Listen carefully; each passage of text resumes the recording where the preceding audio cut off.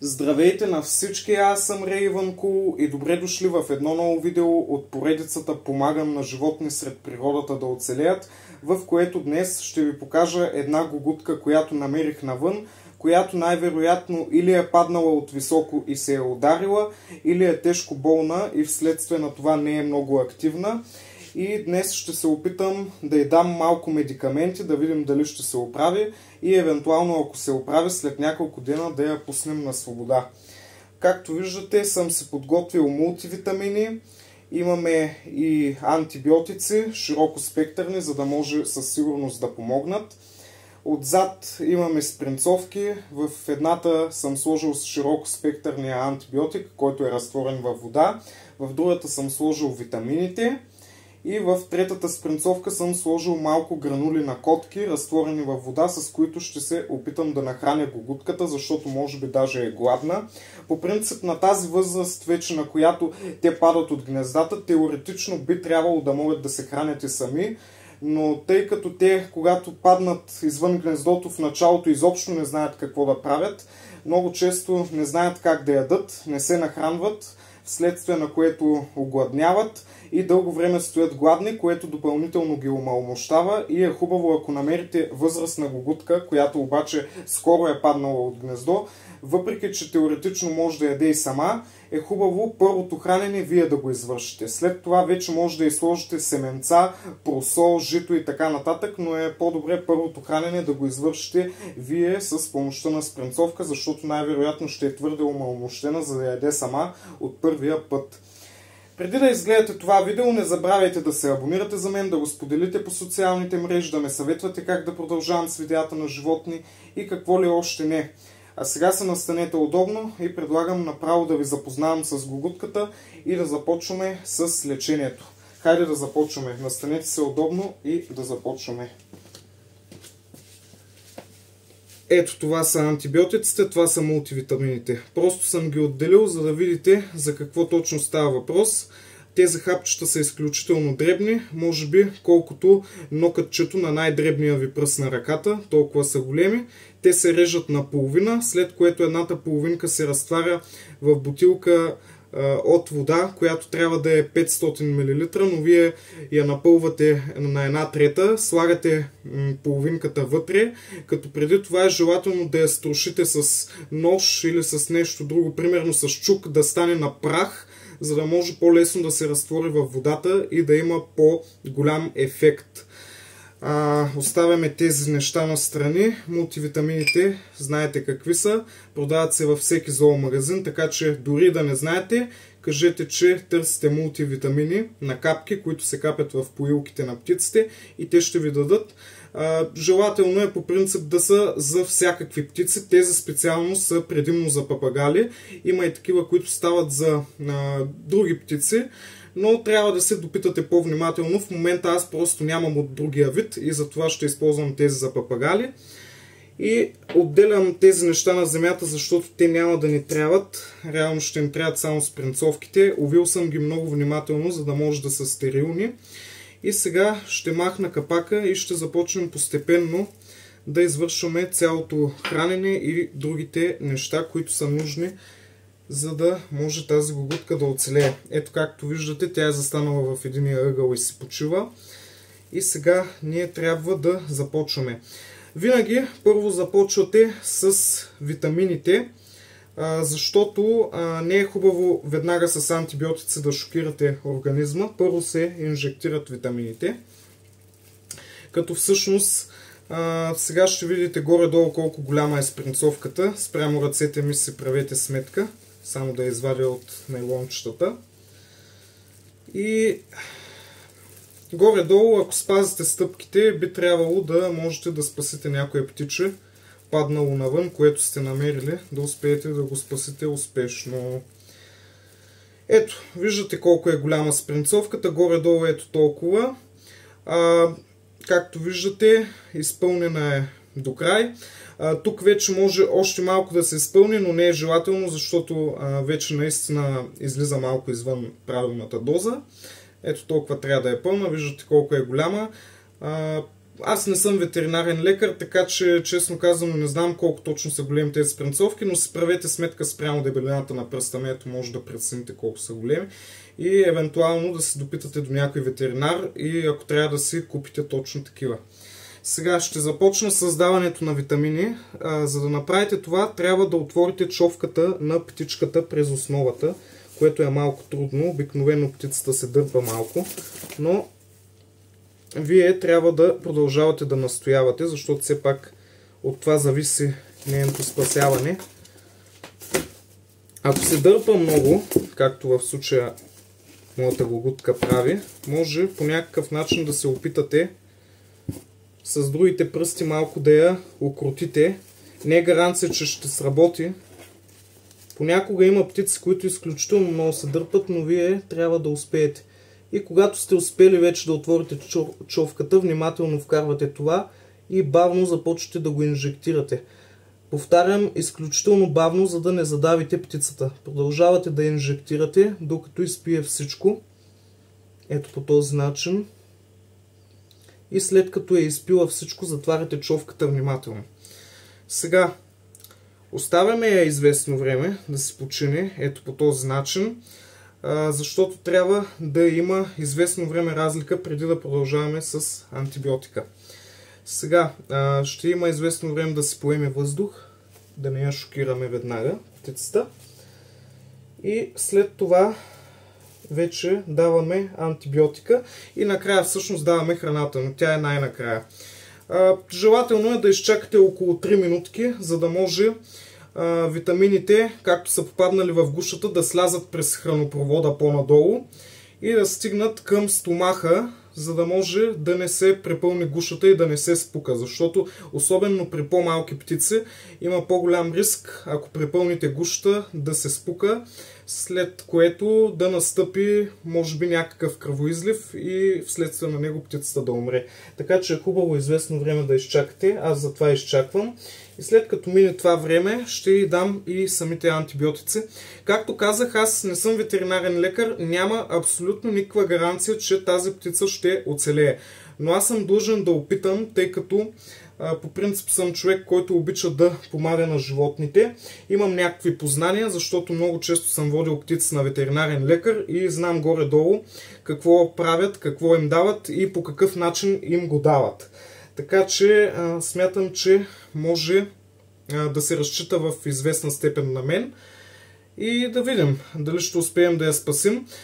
Много важно нещо е, когато намерите птица навън и я приберете, да приложите лечението на време. Защото някои хора, примерно когато намерят птица и видят, че тя горе-долу се чувства добре, си казват: няма нужда да й давам сега медикаменти, ще изчакам следващия ден, пък ако се влоши, ще й дам.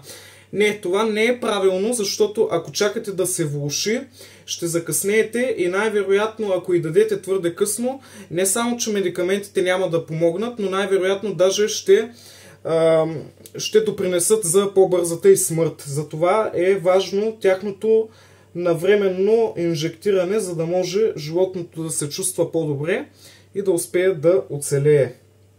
Така, мисля, че мина достатъчно време и сега вече ще инжектирам широко спектърния антибиотик, който се инжектира по абсолютно същия начин. Много внимателно. Пак захващаме, без много да се дърпа. Отваряме устичката и внимателно, за да не се задави, много внимателно почваме да инжектираме. Хоп, ето по този начин. Хоп, и инжектирахме до край. Затваряме човката.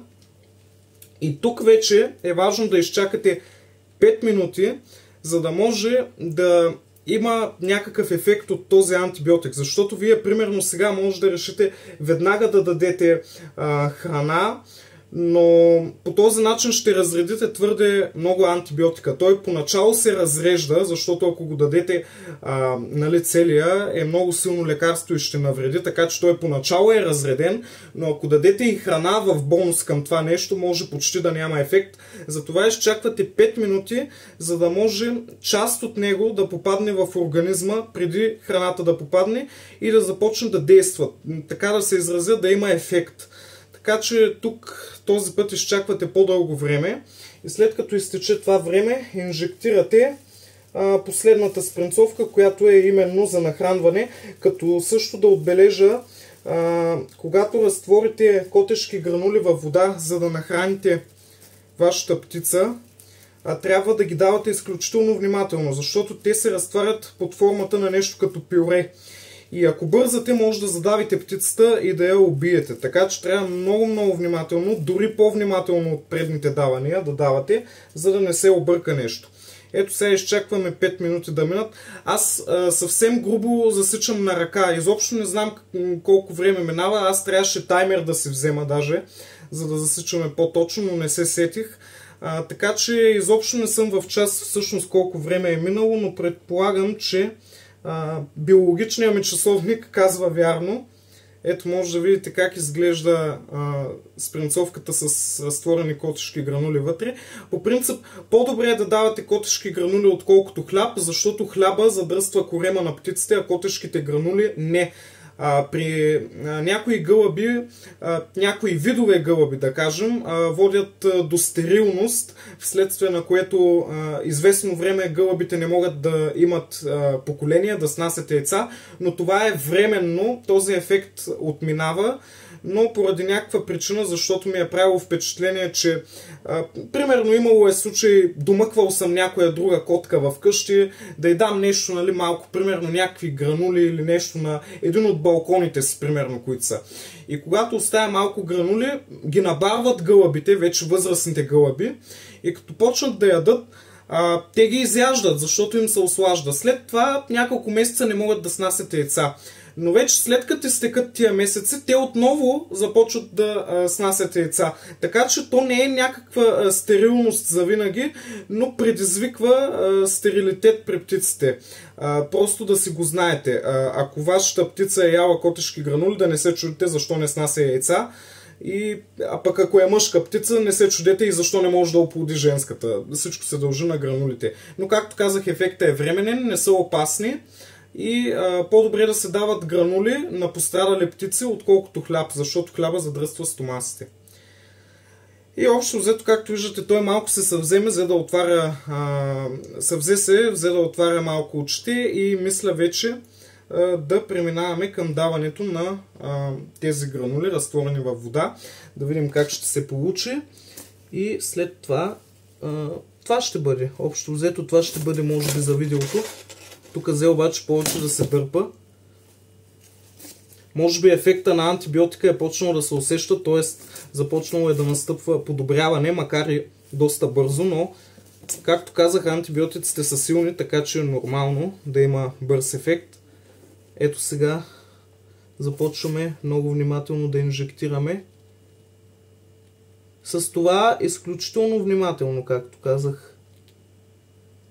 Даже сега попадна малко, ще го изчакам да преглътне, защото тя даже спринцовката малко е блокирала, така че аз допълнително навън от това малко ще я накарам да почне да пуска, защото не е добре така като блокира. Така, той се преглътна първата хапка и продължаваме с... И нещо друго да ви кажа много важно, внимавайте да не счупите човката, защото когато птиците са млади, човките са меки и ако не ги хващате внимателно, има шанс те да се счупят, вследствие на което за цял живот да усъкатите птицата. Затова много внимавайте. Аз внимавам. Ако човката се изкриви, по принцип не е много фатално, защото много хора вследствие на това да се опитват да нахранят птиците, птиците получават леки изкривявания на човката, но те се оправят, те минават. Стига да не е счупена, тя успява да си възвърне първоначалната форма, но ако се счупи, вече няма как. Така, сега внимателно. Той се дърпа, защото мисля, че нещо лошо ще му направя, а реално е доста гладен и е хубаво да се нахрани. И е омаломощен. Значи, пробвах да му дам сам да яде, обаче не иска, така че единственият вариант е така. Не знам дали пуска въобще тая спринцовка, но пробвам колкото мога, май пуска. Така, сложих малко. Изчакваме да преглътне. Може постепенно да я дадем. Не е казано изведнъж да се даде, но въпросът е да се даде. Въпросът е да се даде. Ето, продължаваме.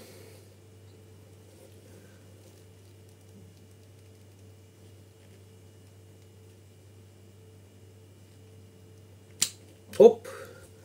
Тук стана малко опасно, защото изведнъж се изстреля, но за щастие не се задави. Спринцовката беше блокирала, вследствие на което изведнъж попадна в гущата, но както виждате нищо не му стана, за щастие. И това е, тя свърши, то повече тук няма. И общо взето, хора, това може би ще е за това видео. Ако ви е харесало, дайте лайк, абонирайте се, споделете го по социалните мрежи и ме съветвайте как да продължавам с видеята на други животни, дали да снимам още видеа с помагане на животни сред природата да оцелеят, защото това е животно намерено сред природата и както виждате, аз упорито се опитвам да го спася. Не е гаранция, че ще стане, но се опитвам. Така че съветвайте ме как да продължавам. Стой тук по средата да те виждат хората. И общо взето, да, съветвайте ме и това е. Общо взето, карайте си хубаво дните, наслаждавайте се, помагайте на животните да оцеляват, ако намерите животни сред природата. И какво да ви кажа, освен до нови срещи. От мен Raven Cool и се надявам да се виждаме и при други такива хубави поводи, при които ще помагаме на животни сред природата да оцелеят. Ето както виждате, всички спринцовки сме изпразнили, дали сме до край и може вече да спираме видеото. Така че това беше от мен. Надявам се да ви е харесало. Ако ви е харесало, дайте лайк, абонирайте се, споделете го по социалните мрежи. И общо взето, това е от мен, Raven Cool. Чао, чао и до нови срещи!